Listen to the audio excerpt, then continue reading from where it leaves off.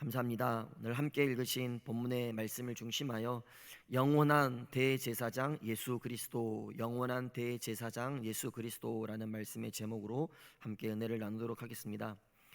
신구약 성경을 통틀어서 등장하는 수많은 인물 가운데 가장 낯설지만 또 한편으로 뭔가 매우 특별한, 그러나 또 한편으로는 아주 수수께끼 같이 그 존재에 대해서 알기가 쉽지 않은, 그러다 보니 때로는 참 신비롭기까지 한 그런 인물이 있는데요, 바로 오늘 본문에서 등장하고 있는 이 멜기세덱입니다. 우리가 이 멜기세덱에 대해서 이토록 낯설어하는 이유는요, 성경 전체를 살펴봐도 그에 대한 정보가 그리 많지 않기 때문입니다. 기껏해야 우리가 앞서 살폈던 4장, 5장에 잠깐 등장하고요, 또 창세기 14장, 10편, 또 110편 요 정도에서 한 두세 번 정도 짧게 그에 대해서 언급하고 있는 것이 이 멜기세덱에 대한 소개의 전부입니다. 그래서 참 설명하기가 어려운 인물이고요, 또 저도 개인적으로 묵상하는 내내 참 어려운 그런 인물이다라는 생각을 하게 됐는데요, 심지어 오늘 본문 3절 상반절에 보니까 아버지도 없고 어머니도 없고 족보도 없고 시작한 날도 없고 생명의 끝도 없다. 즉 애당초 이 멜기세덱의 근원 자체에 대해서도 전혀 알 수 없을 만큼 정보가 없는 그런 신비로운 인물임을 우리가 짐작해 보는데요. 그런데 그렇게 정보도 없고 또 이렇게 수수께끼 같은 그런 인물임에도 불구하고 우리가 이 멜기세덱에게 관심을 두는 이유가 무엇이냐면, 우리가 지난 시간 6장 마지막 20절의 말씀에서 그에 관하여 이렇게 소개한 바가 있었습니다. 히브리서 6장 20절에 보니까 그리로 앞서가신 예수께서 멜기세덱의 반차를 따라 영원히 대제사장이 되어 우리를 위하여 들어가셨느니라. 무슨 말이냐면, 우리와 하나님 사이에 영원한 중보자가 되시며 또 영원한 대제사장이 되시는 예수님께서 바로 이 멜기세덱의 반차를 따라서, 즉 멜기세덱의 계열을 따르는 제사장이다라고 설명을 하고 있기 때문입니다. 다시 말하면 이 지금 우리가 4장 이후로부터 계속해서 예수님의 이 대제사장 되심을 계속 우리가 언급하고 살피고 있는데요, 그 예수님의 제사장직을 설명하고 또 예수님의 그 제사장직의 우월성을 입증하기 위한 가장 좋은 예시가 되고 예표가 되는 인물이 바로 멜기세덱이다라는 것입니다. 그래서 우리가 이 멜기세덱에 관하여서 관심을 두고 또 알아가는 것이 매우 유익하다라는 것을 우리가 알 수 있습니다. 또 그뿐만 아니라 이 히브리서가 기록된 당시의 시대적인 배경, 그리고 이 히브리서가 기록된 목적을 기준으로 봤을 때에도 지금 저자가 이 멜기세덱을 등장시킨 선택은 아주 탁월한 선택이었다라고 우리가 볼 수 있는데요. 왜냐하면 이제 당시 유대교에서 기독교로 개종한 유대인들 가운데 여러 가지 이유로 인하여서 그리스도에 대한 신앙이 흔들리면서 다시 유대교로 돌아가려고 하는 그런 움직임을 보이는 유대인들이 있었습니다. 그들이 그렇게 신앙이 흔들리게 된 이유 가운데 하나가 뭐였냐면, 예수님이 제사장으로 오셨다라고 이야기를 하는데 지금껏 자신들이 이 구약 성경을 통해서 알고 있는 제사장은 반드시 아론의 혈통을 따라서 와야 하고 또 레위 지파에서 제사장이 나오게 되어 있는데, 예수님은 그 아론의 혈통도 아니고 또 레위 지파도 아니고 유다 지파의 혈통이기 때문에 도저히 이 예수님께는 제사장의 이 자격이 주어질 수 없다. 그러면서 이들이 거기에 대해서 의문을 품고 오해를 하기 시작하는 겁니다. 그러면서 이제 예수님의 제사장직에 대한 의문으로 인하여서 그들의 신앙이 점차 흔들리고 있었던 그런 때였는데요, 바로 이때 이러한 유대인들이 가지고 있었던 이 의문에 대한 답을 주기 위해서 이 히브리서 저자가 창세기 14장에 나오는 멜기세덱에 관한 이야기를 오늘 본문에서 꺼내면서 그가 어떤 분이시고 또 어떻게 예표하고 있다라는 것을 설명하면서 그들의 오해에 대한 답을 지금 이 본문에서 주고 있는 것입니다. 자, 그렇다면 어떤 내용인지를 오늘 본문 1절과 2절을 보면 이렇게 기록을 하고 있는데요, 이 멜기세덱은 살렘 왕이요 지극히 높으신 하나님의 제사장이라. 여러 왕을 쳐서 죽이고 돌아오는 아브라함을 만나 복을 빈 자라. 아브라함이 모든 것의 10분의 1을 그에게 나누어 주니라. 이 사건의 내용을 간단하게 말씀을 드리면, 아브라함의 조카 롯이 그가 살던 이 소돔 땅에 팔레스타인 연합군의 네 왕이 쳐들어와서 롯을 잡아가고 또 그의 모든 재산을 이렇게 빼앗아가는 사건이 발생하게 됩니다. 그때 그 소식을 들은 아브라함이 자신의 318명의 그 부하를 이끌고 쳐들어가서요, 그들을 물리치고 롯과 또 인질들을 되찾아오고 또 빼앗겼던 그런 재산들을, 전리품들을 다시 되찾아오게 됩니다. 그렇게 이제 전장에서 승리를 거두고 돌아오는 아브라함을 당시 살렘 왕이자 또 하나님의 제사장이라고 여겨졌던 이 멜기세덱이 떡과 포도주를 가지고 나가서 아브라함을 영접하고 아브라함에게 축복을 전하게 됩니다. 이제 아브라함은 그러한 멜기세덱의 영접에 감사하면서 자신이 가지고 온 절품 가운데 이 11조를 떼어서 멜기세덱에 바쳤다라는 내용, 그것이 이제 창세기 14장에 기록되어 있는 내용인데요. 그러니까 당시 이 예수님의 제사장직에 대해서 의문을 품고 있었던 유대인들에게 바로 이 창세기 14장의 내용을 이야기하면서 너희들이 알고 있는 이 모세의 율법에 따라서 정하고 있는 레위 지파의 제사장 말고 이미 그 한참 이전에 아브라함이 11조를 드렸던 하나님의 제사장인 멜기세덱이 있었다. 그것을 너희들이 잘 알고 있지 않느냐. 지금 이것을 이야기하면서 레위 지파의 이 후손이 아니고 아론의 혈통이 아니어도 이미 성경에는 이 하나님의 제사장 멜기세덱이라는 자가 기록이 되어 있다. 자, 그렇다면 예수님은 누구냐?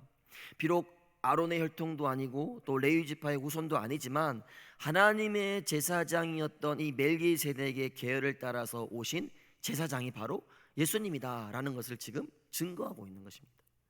그래서 당시 이 문제로 인해서 신앙이 흔들리고 있었던 유대인들에게 이 내용을 이야기하면서 예수님의 제사장직은 너희들이 오해할 만큼 그런 문제가 아니다. 분명히 성경에서 증거하고 있는 분명한 사실이기 때문에 여러분들이 이 문제 때문에 신앙이 흔들리지 말고 견고하게 설 것을 지금 가르치고 있는 것입니다. 그러면서 오늘 이 본문을 포함한 7장 전체의 내용을 통해서 예수님이 레위 지파의 제사장보다 더 우월한 제사장이다라는 것을 밝히기 위해서 먼저 예수님의 예표가 되는 멜기세덱의 우월함을 증명하고 있는 것입니다. 다시 말하면 이 멜기세덱이 레위 지파의 제사장들보다 우월함을 증명하면서 또 예수님은 그 멜기세덱의 반차를 따라서 오신 제사장이며 또한 멜기세덱은 예수님의 모형과 그림자일 뿐이기 때문에 예수님이야말로 이스라엘 백성이 가장 높게 생각하는 그 어떤 제사장들과도 비교할 수 없는 높은 분이며 가장 우월한 제사장임을 이야기하고 있는 것입니다. 그러면서 오늘 본문 전체의 내용을 거쳐서 그러한 내용을 이제 하나하나 이렇게 증명하기 위해서 본문을 조금 더 이제 구체적으로 이야기를 하고 있는데요. 몇 가지를 살펴보면 먼저 4절에 보면 이렇게 기록을 하고 있습니다. 이 사람이 얼마나 높은가를 생각해 보라. 조상 아브라함도 노량물 중 10분의 1을 그에게 주었느니라. 당시 유대인들에게 있어서 가장 위대한 조상을 꼽으라고 하면 앞에서도 언급했듯이 단연코 자신들의 민족의 시조라 할 수 있는 이 아브라함을 꼽을 것입니다. 그런데 그런 아브라함이 멜기세덱에게 11조를 바쳤다라는 것입니다. 곧 자신의 11조를 바쳤다는 것은 자신의 소유가 멜기세덱에게 속한 것임을 고백했다라는 의미인과 동시에 아브라함보다 멜기세덱이 우월하다라는 것을 증명하고 있는 것입니다. 이런 식으로 계속해서 이 멜기세덱의 우월함을 증명을 하고 있습니다. 이어지는 5절과 6절의 내용도 같은 내용인데요. 레위의 아들들 가운데 제사장의 직분을 받은 자들은 율법을 따라 아브라함의 허리에서 난 자라도 자기 형제인 백성에게서 10분의 1을 취하라는 명령을 받았으나 레위 족보에 들지 아니한 멜기세덱은 아브라함에게서 10분의 1을 취하고. 자, 여러분 지금 이게 어떤 내용이냐면 성경을 보면 레위 자손들은 율법에 의해서 이스라엘 백성으로부터 11조를 받았고요. 그리고 그 11조를 받은 레위인들은 그 받은 11조 가운데에서 또 11조를 구별하여서 제사장에게 바치게 되어 있었습니다. 그렇다면 이러한 단계를 따라서 계속 이렇게 올라가다 보면 결국 11조를 바치는 이스라엘 백성보다는 그것을 받는 레위 자손이 더 우월한 것이고요. 또 레위 자손의 11조를 받는 제사장이 더 우월하다는 것을 의미하게 됩니다. 그렇게 계속 거슬러 올라가다 보면 결국 그들 모두는 아브라함의 자손이기 때문에 최종적으로는 아브라함의 가장 높은 존재가 된다는 것입니다. 그런데 멜기세덱이 바로 그러한 아브라함으로부터 11조를 받았다라는 것, 그것은 그가 더 우월한 존재이다라는 것을 오늘 이 5절과 6절에서도 계속 이야기하고 있는 것입니다. 그런 식으로 계속해서 이 멜기세덱의 우월함을 증명하고 있는 것입니다. 또 6절 하반절에 보니까요, 멜기세덱은 아브라함에게서 10분의 1을 취하고 약속을 받은 그를 위하여 복을 빌었나니, 이제 아브라함에게 11조를 취한 멜기세덱이 아브라함을 위하여서 축복을 베풀었다라고 기록을 하고 있습니다. 지금 보면 하나님의 약속을 가진 아브라함을 위해서 축복을 할 수 있는 인물이다라면 당연히 그는 확실히 아브라함보다 더 우월한 위치에 있다라는 것을 말씀하고 있는 것입니다. 구약 시대에는 반드시 윗사람이 아랫사람을 축복하게 되어 있습니다. 그래서 이어지는 7절에서도 논란의 여지 없이 낮은 자가 높은 자에게서 축복을 받느니라, 이렇게 기록을 하고 있습니다. 이런 증거들을 통해서 계속해서 멜기세덱이 지극히 우월한 존재이다, 아브라함보다, 너희들이 생각하는 그런 믿음의 조상 아브라함보다 더 지극히 우월한 존재임을 계속해서 이야기하고 있는 것입니다. 또 8절을 보면 이렇게 기록을 하고 있습니다. 또 여기는 죽은 자들이 10분의 1을 받으나 저기는 산다고 증거를 얻은 자가 받았느니라. 자, 이번에는 이 레위 계통의 제사장들과 멜기세덱의 가장 큰 차이점 중 하나를, 그들이 죽음에 종속되느냐 아니면 그렇지 않느냐, 지금 이것으로 따지고 있는 것입니다. 즉 레위 계통의 제사장들도 11조를 받고 멜기세덱도 11조를 받기는 하지만, 이 레위 계통의 제사장들은 어느 한 사람도 예외 없이 모두가 죽음에 이르는 반면에 멜기세덱은 산다고 증거를 얻은 자, 즉 죽지 않을 존재임을 가리키고 있는 것입니다.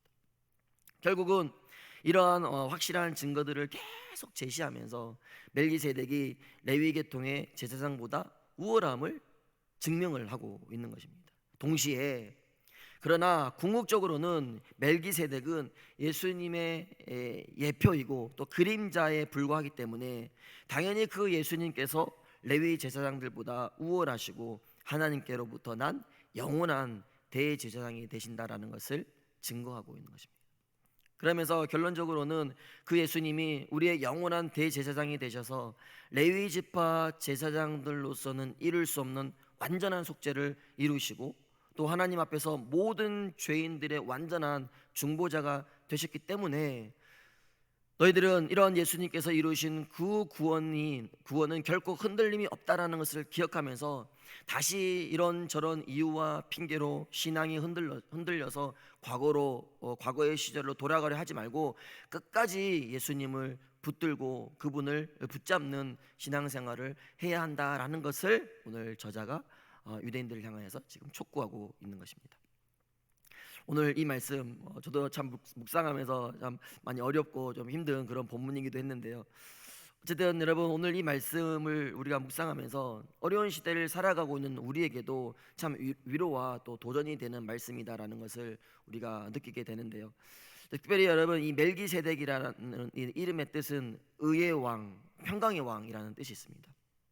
그것처럼 예수님께서도 당신의 의로 말미암아 우리에게 참된 평강을 주기 위하여서 오신 진정한 왕이시다라는 것을 우리에게 전하고 있는 것입니다.